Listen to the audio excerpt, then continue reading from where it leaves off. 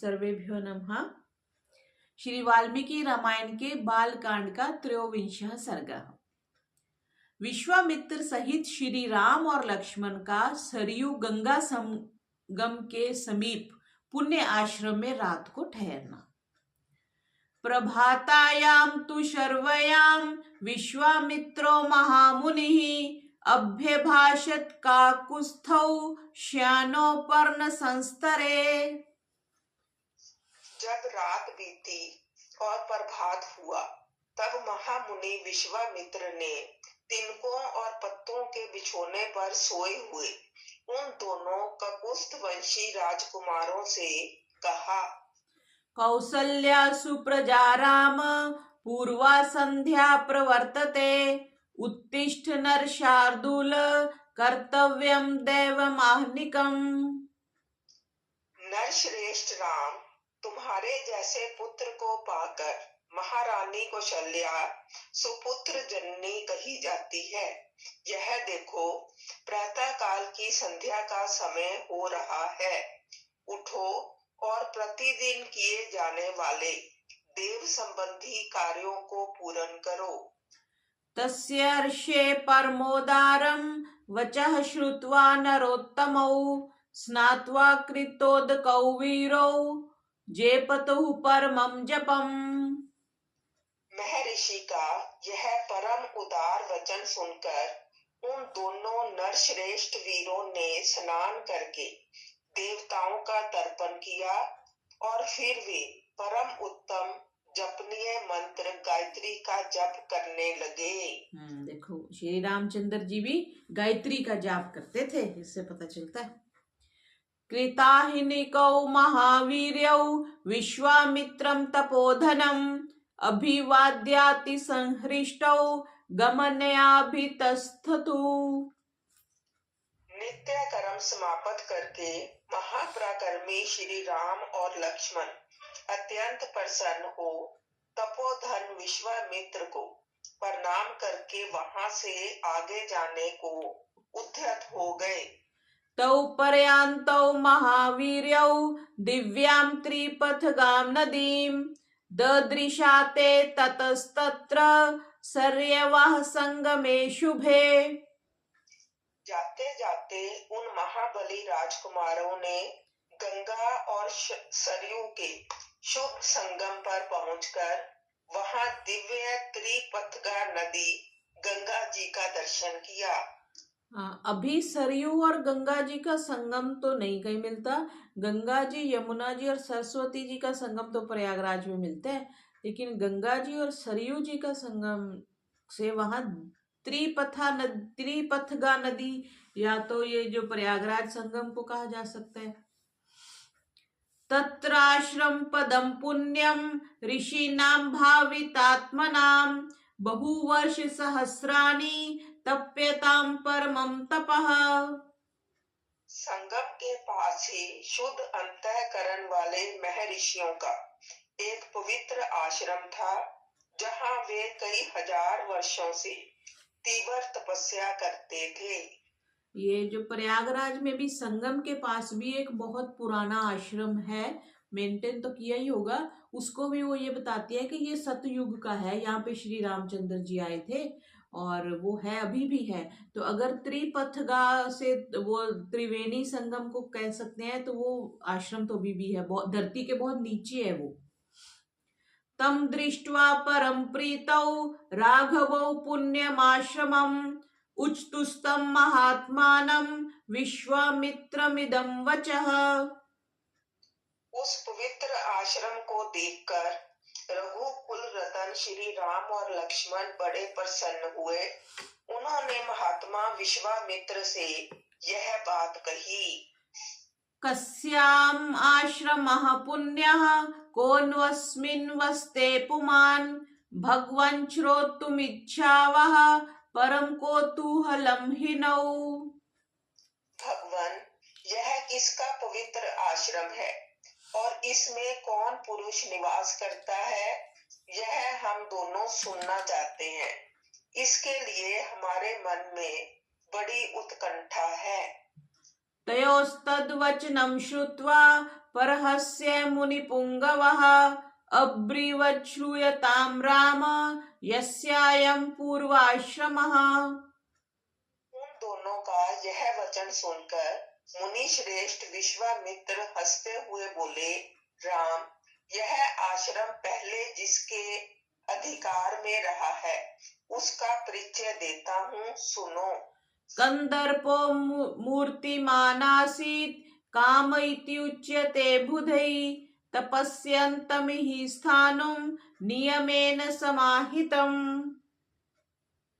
विद्वान पुरुष जिसे काम कहते हैं वह कंदर्प पूर्व काल में मूर्तिमान था, शरीर धारण करके विचरता था। उन दिनों भगवान स्थानु अर्थात शिव इसी आश्रम में चित्त को एकाग्र करके नियम पूर्वक तपस्या करते थे। कृतोद्वाहं तु देवेशं गच्छन्तं समरुद्गणं धर्ष्यामास दुर्मेधा हुंकृतश्च महात्मना। एक दिन समाधि से उठकर देवेश्वर शिव मरुदगणों के साथ कहीं जा रहे थे। उसी समय दुर्बुद्धि काम ने उन पर आक्रमण किया। यह देख महात्मा शिव ने ओंकार करके उसे रोका। अवध्यातश्च रुद्रेण चक्षुषा रघुनंदन वैशीर्यन्त शरीरात् स्वात् सर्वगात्राणि दुर्मते। रघुनंदन भगवान रुद्र ने रोष भरी दृष्टि से अवहेलना पूर्वक उसकी ओर देखा।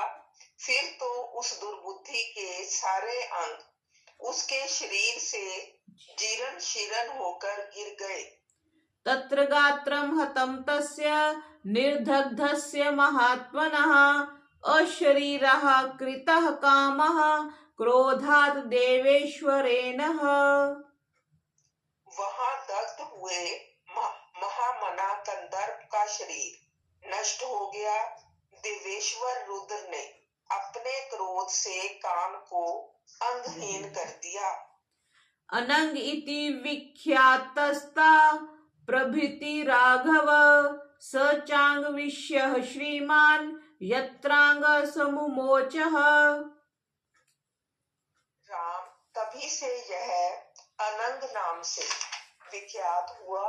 शोभाशाली कंदर्प ने जहां अपना अंग छोड़ा था वह प्रदेश अंग प्रदेश के नाम से विख्यात हुआ।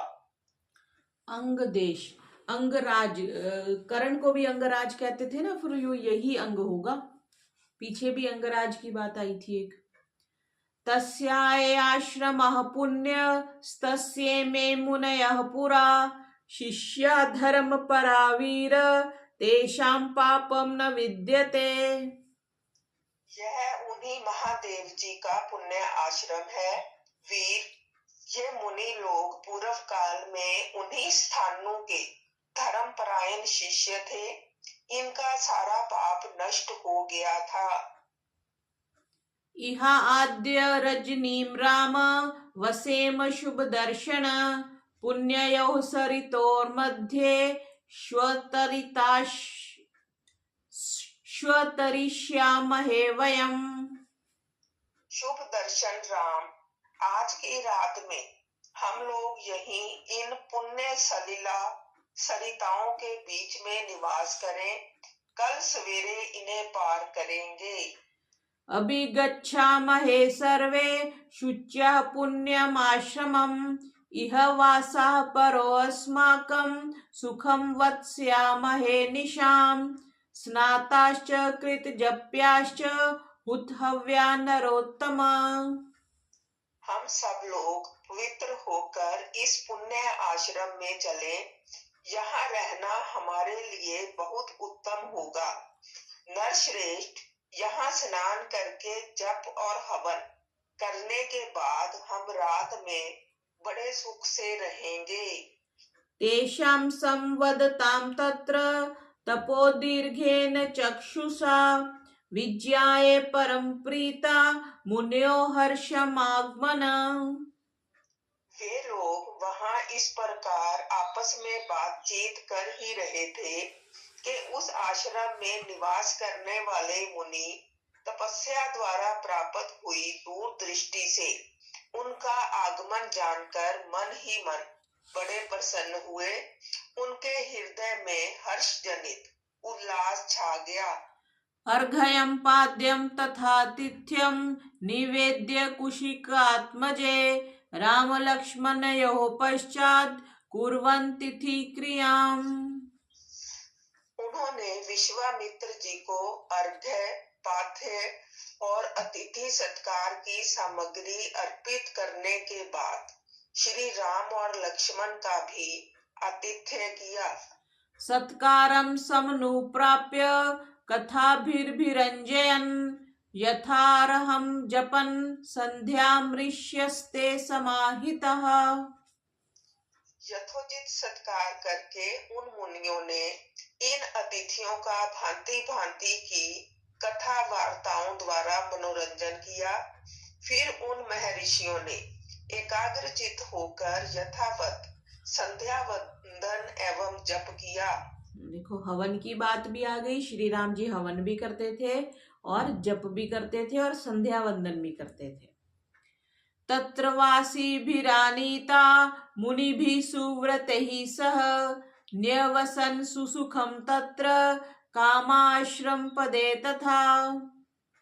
तदंतर वहां रहने वाले मुनियों ने अन्य उत्तम व्रतधारी मुनियों के साथ विश्वामित्र आदि को शयन के लिए उपयुक्त स्थान में पहुंचा दिया।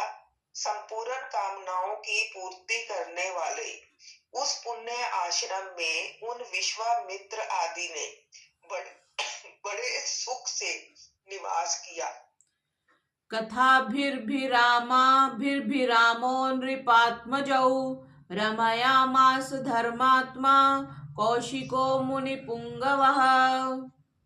धर्मात्मा मुनि श्रेष्ठ विश्वामित्र ने उन मनोहर राजकुमारों का सुंदर कथाओं द्वारा मनोरंजन किया। पहले कथा सुनाते थे ना, नानी दादी भी रात को सोने से पहले कथाएं सुनाती थी, कहानियां सुनाती थी। तो ये एक परंपरा थी, कुछ शिक्षाप्रद कहानियां, पंचतंत्र की कहानियां बड़े लोग बच्चों को सुनाते थे। तो वही बोल रहे कि विश्वामित्र जी ने भी राजकुमारों को सुंदर कथाओं द्वारा उनका मनोरंजन किया। इतिहासे श्रीमद् रामायणे वाल्मीकि आदि काव्ये बालकांडे त्रयोविंशः सर्गः। इस प्रकार श्री वाल्मीकि निर्मित आर्ष रामायण आदि काव्य के बालकांड में 23वां सर्ग पूरा हुआ। अथ चतुर्विंशः सर्गः। श्री राम और लक्ष्मण का गंगा पार होते समय विश्वामित्र जी से जल में उठती हुई तुमुल ध्वनि के विषय में प्रश्न करना, विश्वामित्र जी का उन्हें इसका कारण बताना तथा मलद, करुष एवं ताटका वन का परिचय देते हुए इन्हें ताटका वध के लिए आज्ञा प्रदान करना।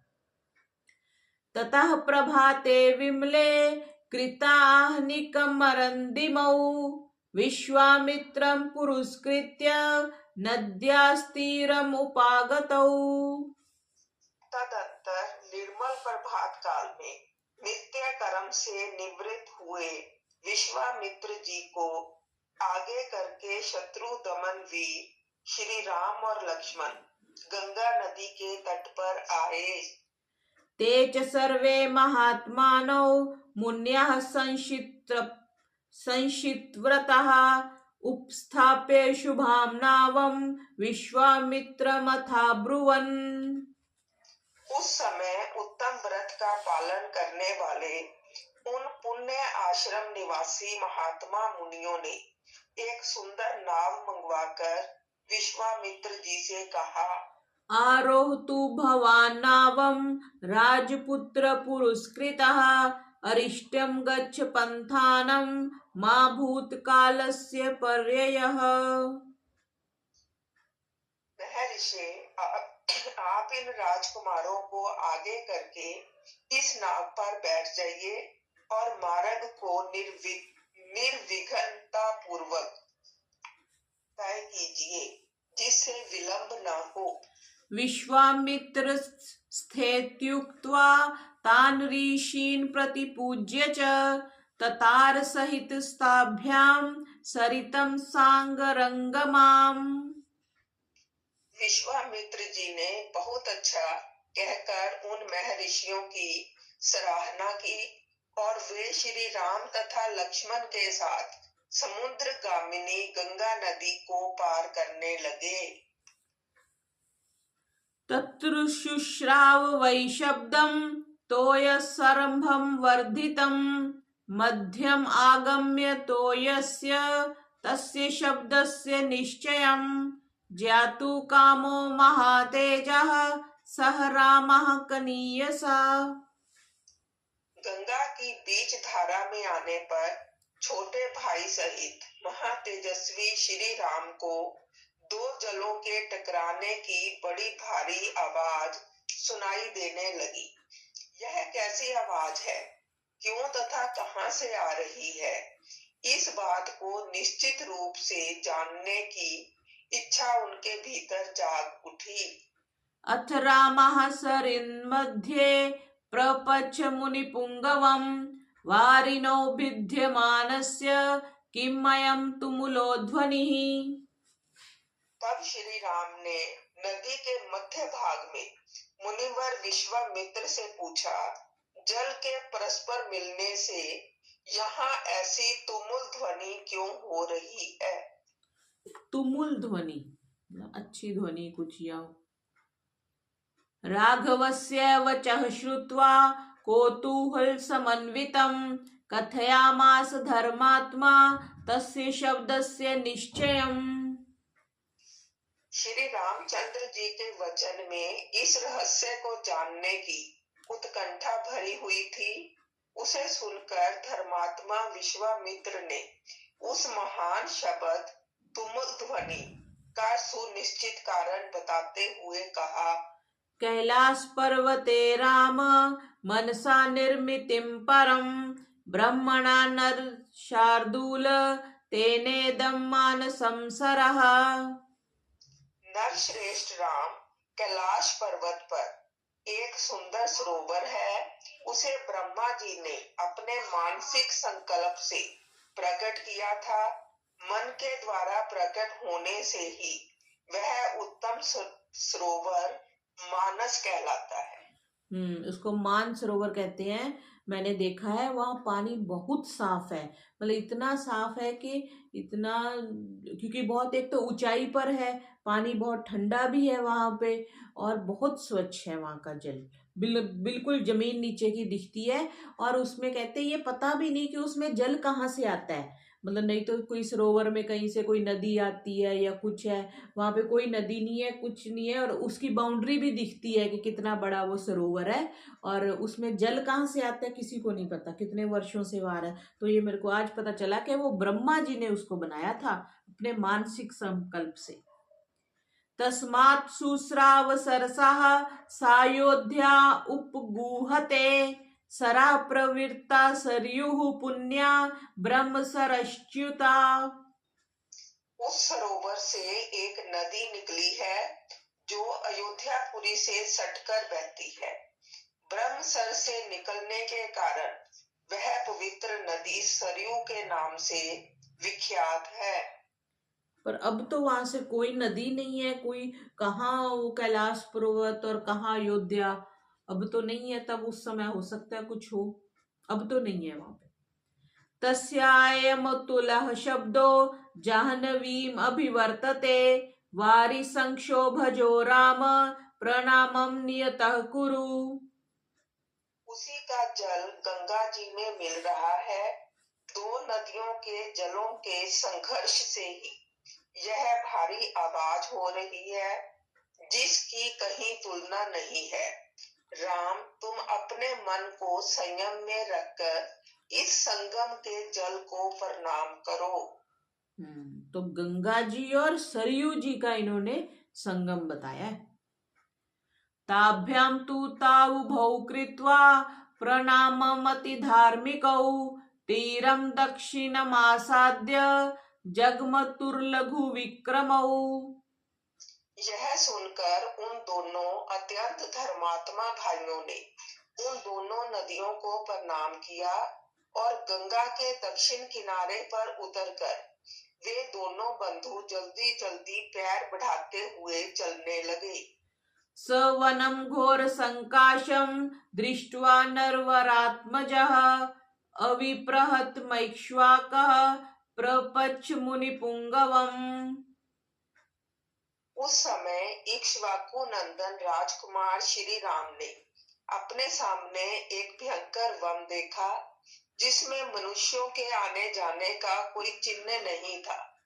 उसे देखकर उन्होंने मुनिवर विश्वामित्र से पूछा, अहो वनम इदं दुर्गम झिल्लिकागन संयुतम भैरवैश्वापादै कीर्णं शकुन्तै दारुणारवै नाना प्रकारै शकुनैर्वाश्यद्भिर्भैरवस्वनै। गुरुदेव, यह वन तो बड़ा ही अद्भुत एवं दुर्गम है। यहाँ चारों ओर झिल्लियों की झनकार सुनाई देती है। भयानक हिंसक जंतु भरे हुए हैं। भयंकर बोली बोलने वाले पक्षी सब और फैले हुए हैं। नाना प्रकार के विहंगम भीषण स्वर में चहचहा रहे हैं। सिंह व्याघ्र वराहैश्च वारणैश्चापि शोभितं ध्वा अश्व कर्ण ककुर्भिर्बिल्वती तन्दुकुलपाटलैः संकीर्णं बदरीभिश्च किं निविदं दारुणं वनम्।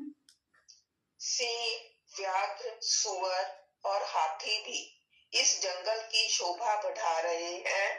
धव अर्थात धोरा, अश्वकरण अर्थात एक प्रकार के शाल वृक्ष, ककुभ अर्जुन, बेल, तिंदुक अर्थात तेंदु, पाटल अर्थात पाडर तथा बेर के वृक्षों से भरा हुआ यह भयंकर वन क्या है?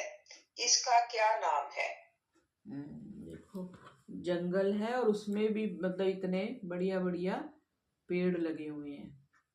तमुवाच महातेजा विश्वामित्रो महामुनिः श्रूयतां वत्स काकुत्स यस्यैतद्दारुणं वनम्। तब महातेजस्वी महामुनि विश्वामित्र ने उनसे कहा, वत्स, ककुत्स नंदन, यह भयंकर वन जिसके अधिकार में रहा है उसका परिचय सुनो। एतो जनपदौ स्फीतौ पूर्वमास्तां नरोत्तमा मलदाश्च करुषाश्च देव निर्माण निर्मितौ। नरश्रेष्ठ, पूर्व काल में यहाँ दो समृद्धिशाली जनपद थे, मलद और क्रूश। ये दोनों देश देवताओं के प्रयत्न से निर्मित हुए थे। जनपद जिसको आजकल हम जिला कह देते हैं।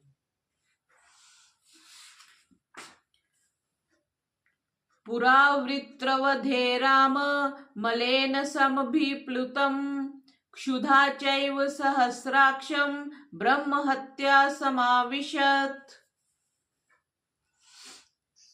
राम, पहले की बात है, वृत्रासुर का वध करने के पश्चात देवराज इंद्र मल से लिप्त हो गए। क्षुधा ने भी उन्हें धर दबाया और उनके भीतर ब्रह्म हत्या प्रविष्ट हो गई। तमिन्द्रं मलिनं देवा ऋष्यश्च तपोधनः कलशैः स्नापयामा सुमर्लं चास्य परमोच्यन। तब देवताओं तथा तपोधन ऋषियों ने मलिन इंद्र को यहाँ गंगा जल से भरे हुए कलशों द्वारा नहलाया तथा उनके मल को छुड़ा दिया। मल को छुड़ा दिया, इसलिए गंगा जल से सब स्नान करते हैं। इह भूम्यां मलं दत्वा देवाः कारुष्यमेव च शरीरजं महेन्द्रस्य ततो हर्षं प्रपेदिरे। इस भूभाग में देवराज इंद्र के शरीर से उत्पन्न हुए मल और कारुष को देकर देवता लोग बड़े प्रसन्न हुए।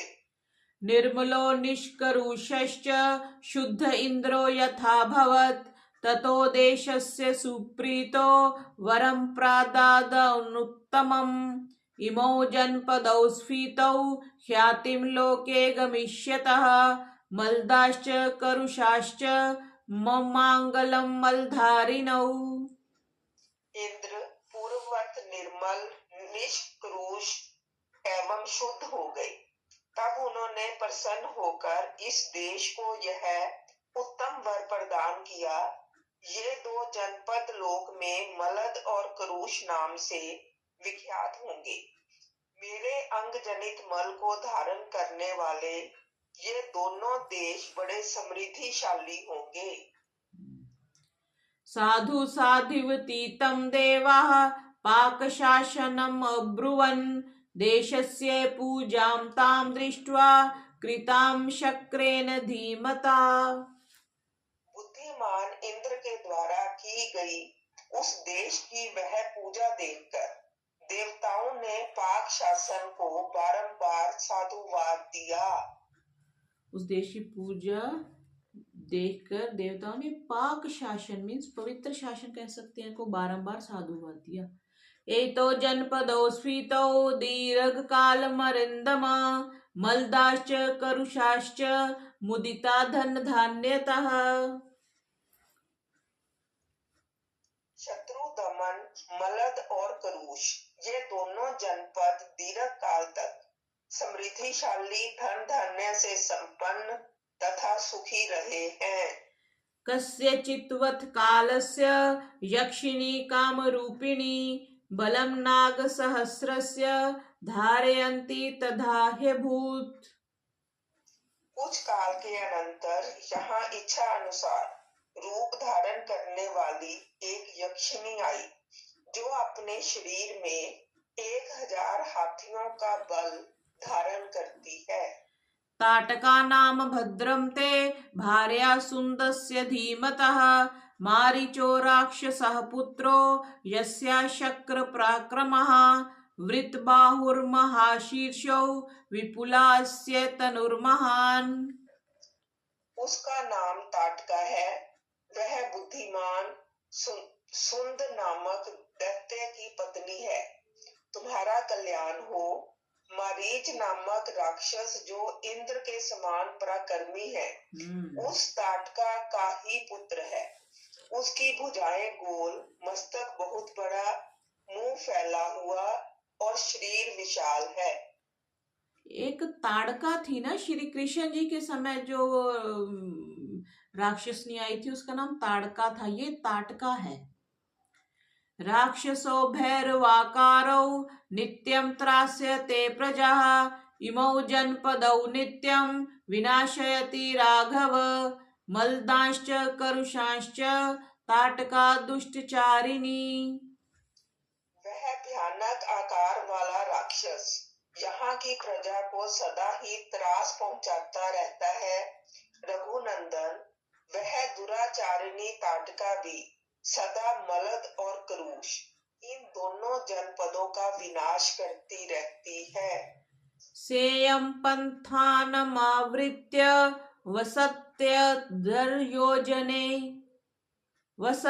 अर्धयोजने अतएव च गन्तव्यं ताटकाया वनं यतः स्वबाहुबलमाश्रित्य जहीमां दुष्टचारिणीम्। वह यक्षिणी 1.5 योजन अर्थात 6 कोस तक के मार्ग को घेरकर इस वन में रहती है। अतः हम लोगों को जिस ओर ताटका वन है उधर ही चलना चाहिए। तुम अपने बाहुबल का सहारा लेकर उस दुराचारिणी को मार डालो।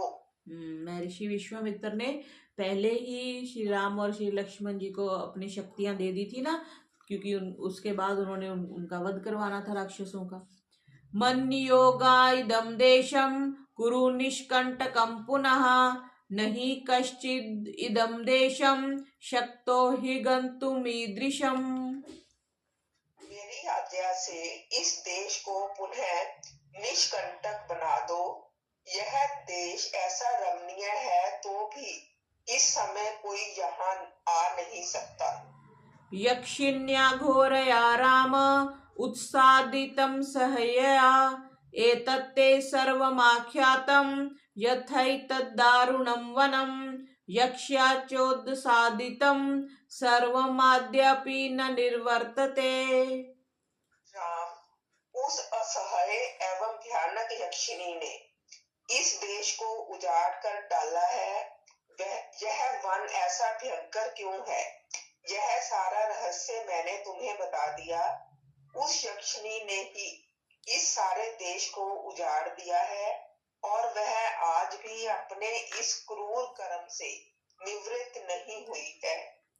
इतिहासे श्रीमद् रामायणे वाल्मीकिये आदि काव्ये बालकांडे चतुर्विंशः सर्गः। इस प्रकार श्री वाल्मीकि निर्मित आर्ष रामायण आदि काव्य के बालकांड में 24वां सर्ग पूरा हुआ। ओम सर्वेभ्यो नमः।